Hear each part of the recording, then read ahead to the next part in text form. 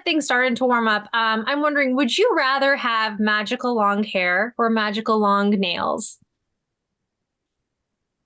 Magical long hair, I'd Yeah. say. Yeah. Magical long nails would get in the way of magic. Yeah, they would. And I You feel know, like, I couldn't shuffle a deck of cards or do much. Yeah. yeah, even eating, driving, it's a nuisance. You have magical long hair. I do have magical long hair. It actually gets longer when I hear fire hydrants and fire trucks going off. So yeah, I can help out. That's magic. That's It is that's magic. good. It's Like very good. Rapunzel to the rescue. Yes, of course, for sure. So when you were getting into this profession and you finally told people you were a magician, what was one of the most common cliches or stereotypes that you got? Because before this interview, I was wondering if I needed to create questions for your rabbit in your hat. Do you have one? Yeah. I mean, I'm offended, Uh-huh. but I did. But I used to. I used to Okay. have a rabbit. Hmm. I probably still have some hats. I'd say when I first was getting started, I would tell somebody I'm a magician. They'd say, "What instrument do you play?" Because they just thought that people just assume I must have misheard him. He must have said musician. Um, and then you tell someone you're a magician. You know, as an adult, the most common response is, "Well, show me a trick," right? Because magic is the only profession that people feel comfortable asking you to prove when you tell them it's what you do. You know, I'm a magician. Show me a trick. Even like I'm a passenger in an Uber. Hey, I'm a magician. Like literally while driving, they'll say, "Oh, show me a trick." Right? I'm like, "How about drive?" Right? Yeah. Because we don't do that to other professions, right? Oh, we don't. You We don't tell like don't. a doctor to. I'm a chef. What do you do? I'm a chef. Whip something up for me right now. You know? Well, Yeah. no, that would be rude. It's, So yeah, that's a lot. I'm sure it's something that where it's like, yeah, if you come across a doctor, you're not going to ask them to diagnose that like that lump on your back. It's just too much. exactly. Yeah. Check Hmm. out my rash. Yeah. Yeah. So Uh-huh. but I do, to get out of that awkward conversation, I do end up putting a lot of Uber drivers on the guest list to my show because I'm like, Right. you know what? I'm doing a show tonight. Just come to the show. Oh, Mhm. okay. Put me on the list. Okay, deal. Uh-huh. There you go. 5 stars. Yeah. So looking back at your craft and everything that we've seen with your magic, is there a trick that you feel is overrated or something that you avoid performing for others? Mm, good question. Overrated.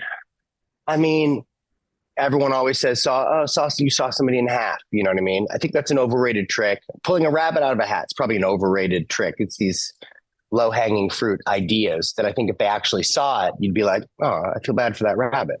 Where Hmm. was he?" You don't want to know where he was. How Yeah. was the bunny treated? Not well. Hmm. No, you don't want to know. Yeah. So I would tell you I do avoid a lot of card tricks. Most magicians do a lot of card tricks. Most magicians are better at me than card tricks.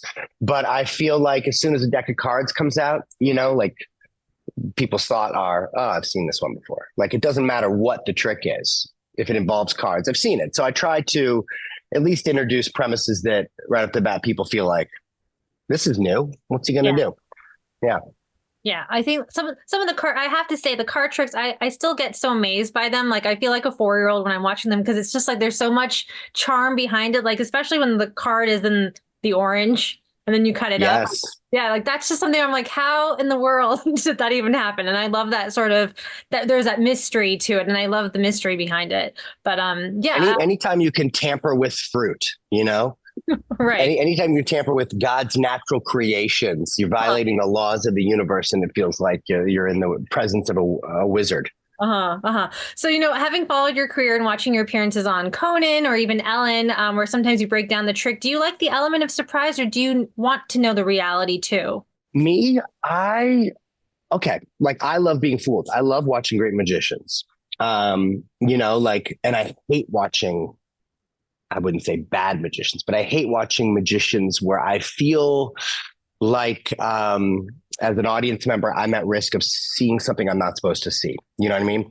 I like to reveal portions of magic intentionally, meticulously, but I never want to accidentally reveal something I'm not intending to reveal. You know, as an audience member, I feel like people think they want to know how it works, right? But they don't really want you. You want to feel comfortable. You want to feel taken care of. So I love being fooled. And when I am fooled by magic, I like to revel in that a little bit. And I do start catching myself thinking like, How did they do it? And then I start to like think, oh, that's right. I figured out. And I try to stop myself because I don't want to know everything. I think it's important to, no matter what you do, be able to still be in awe of a fellow tradesperson doing the same thing you do and doing it really, really well. My highest praise is when a magician who I admire tells me that something that I did fools them, you know? And that's why we became magicians in the first place. Something fooled us and made us want to become a magician. So I don't want to know how everything works unless I'm like, you know what, you know, unless there's something about it that I feel like I could adapt or reinvent and utilize that technique. But, you know, now we're getting into the weeds of magic, you know, and you don't really want to know. Trust me. Yeah, you don't want to know. I know that right now you're currently on tour and you will be hitting the Just for Laughs Festival in Vancouver. Yes. What's it mean to you to perform at something that is so iconic and such an important part of the intimate comedy experience? I love doing anything Just for Laughs related. The first time I did it was probably 10 years ago in Montreal. Had a great time in Vancouver. I think Vancouver was actually the last Just for Laughs festival was the last show I did pre-COVID. The last time I was, you know, in front of a rabid crowd pre-COVID, and it was luckily it was a great show. I did if it was a bomb, maybe I wouldn't have gone back after the pandemic. But to me, as a kid who grew up idolizing comedians, watching Johnny Carson at night, you know, loving Steve Martin and, you know, Harry Anderson and just wanting to figure out a way to find my own funny, to be on the bill with Bill Burr, you know, is so trippy. It's very surreal. That never gets old. You know, the imposter syndrome really kicks in at those times. So I just think it's really, really cool that Just for Laughs is a festival that embraces a wide array of comedy that includes you know, a funny magician like myself. Mm-hmm. Good on you. Good on you, JFL.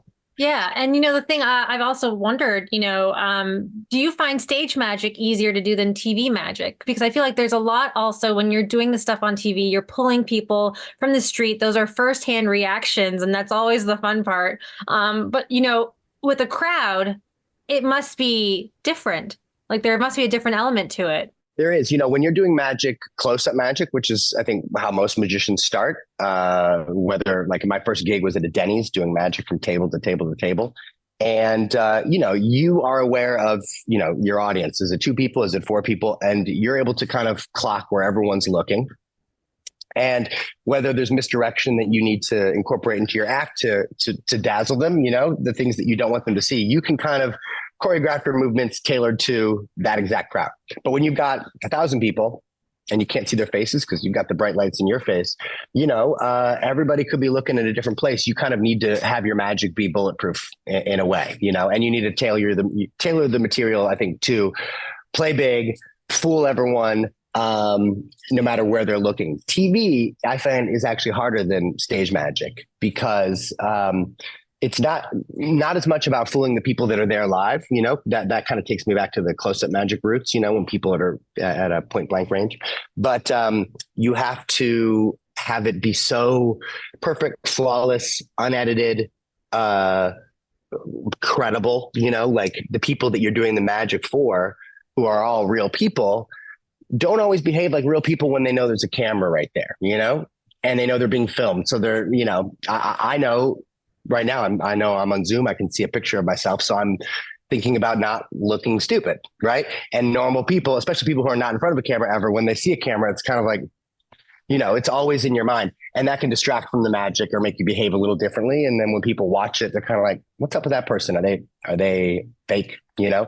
So you have to put all these things, like all this extra legwork is involved just to make the magic feel as good as it feels if you were there in person. And it has to hold up to rewatchability. Because when people watch something on TV, on Netflix, and they're like, how the hell? Hold on, pause, back, slow-mo. It has to hold up to that. You know what I mean? And that's another hard test. So the TV magic is very, very difficult, but you know, the audience is so much wider. It's worth the effort. Yeah. You know, it's interesting. You said you have to tailor it. So I'm wondering, do the jokes inspire the tricks or vice versa? Like, is every show going to be different on this tour? Because I'm curious if you have like magic groupies. I don't know what they're called, but the people who come along to different shows. I feel like sometimes they would potentially ruin the element of surprise for themselves, and even for others, maybe like friends they bring along. They're like, oh, I know that Sure. he's going to pull up. I don't have like groupies that I see night after night. Like I would be honestly like I would feel bad for them because the tour schedule is so grueling. Like to get to Vancouver, I'm like the night before I'm in Sacramento. After that show, I'm driving to San Francisco, taking a 6 a.m. flight to Vancouver. If I saw somebody in the front row who was in the front row the previous night, honestly, my mind would be blown. Like, how the hell did you get here? To me, that would be a magic trick. I will say every show is very, very different because I'm not up there kind of like going through the motions of a predetermined script as much as, I mean, I do have a plan in my head, but there's so much interaction, even when I don't have somebody on stage, which I do about a dozen times in the show. There's so many just wild cards. And to me, that's my favorite thing. That's why I kind of like, I tried it once in LA doing a residency where I was in the same room, every Friday, Saturday, and Sunday night, doing the same show to kind of a similar crowd every night, an LA crowd, same type of, and it kind of just grew a little, it was just so same, where you get to the point where you're like, did I do this joke already? Cause there's no differentiation. I love a different venue. The show feels different just then, the different crowd and the people that I pull up, I'm kind of going with my gut, picking people that I just get a vibe from, and they bring so much. I would say you could watch the same show back-to-back nights and feel like, wow, it was very, very different.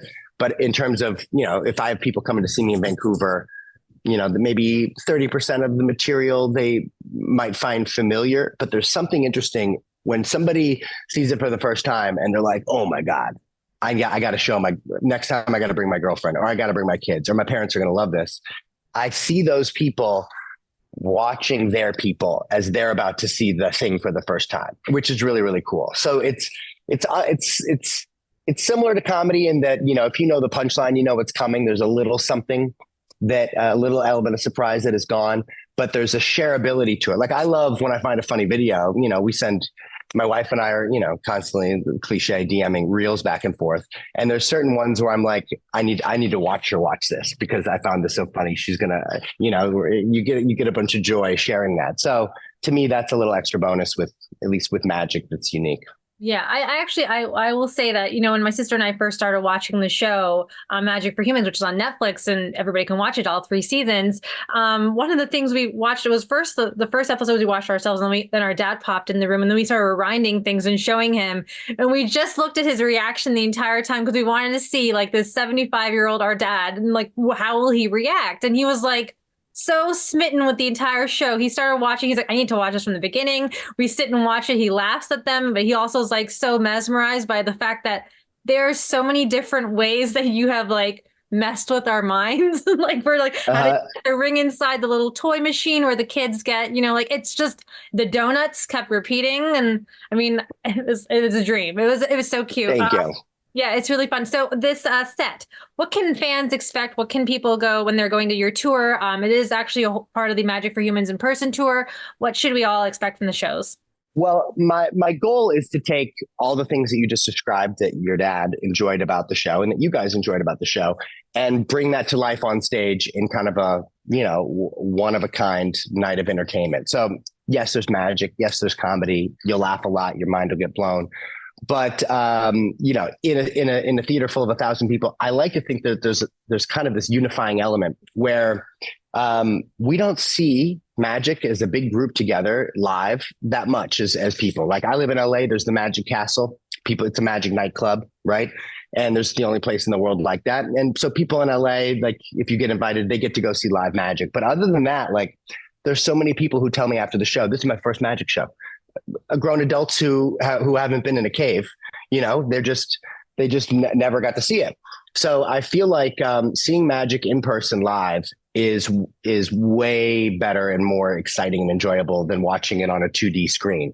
And it's an all ages show. So hopefully it's this thing that, comedy is trickier to bring your kids, your teenage kids, your parents, your grandparents too, and have them all enjoy the same way you do.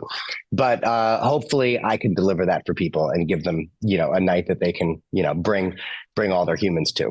Yeah, I would love that. I hope you do more tours, especially right now. The tour dates I saw, there's nothing in there for Toronto, and I was hoping there's other Canadian places because I'm in Toronto. I'm working on it. I'm coming to Niagara Falls, but I know that's a little bit of a slog for you. So yeah. I'm working on Toronto. Okay. And then something exciting is that for the past 2 years, I've been working on a new series for Netflix.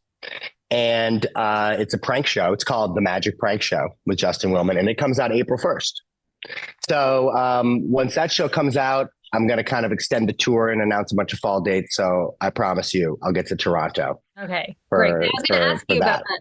Yeah, I was going to ask you about that project because a little birdie had told me a while ago, it was a friend named Steven. He had interviewed you at another site, and he told me that you were working on another show at that time. So I was like, okay, I got to ask you because I need more after those 3 seasons. And I wanted to see what else you got coming up. But that's great to hear. April 1st. Yeah, I'm excited. April 1st. And it's been a long process. We've been working on this for about 3 years. And just because it's hard to kind of pull a show that doesn't exist out of your hat, to tie it back to your early metaphor, that takes magic and combines pranks. The big difference is obviously Magic for Humans. Pretty much everyone I approach doing magic for, they know they're watching a magician, right? And you tune in, you're watching a magician. So, which is an obvious detail, but is an important detail because I think, like if I sawed a woman in half on stage, you would be like, wow, right? But if I did the same thing in the middle of a Home Depot and I'm just some random dude, you would be concerned, right? So there's this fun ambush power with magic in a hidden camera sense. So I'm excited, hopefully, to kind of bring something new to that genre.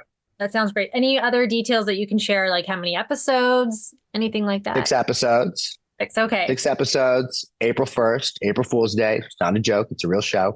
And I've got some fun sneak clips that will be, hopefully I'll be allowed to drop like early March. So hopefully those make the rounds and get people excited. That sounds great. Well, Justin, thank you so much for your time today. I'm so appreciative of your craft and your art. And I'm just excited for everyone to see the show. Thank you. Loved your question.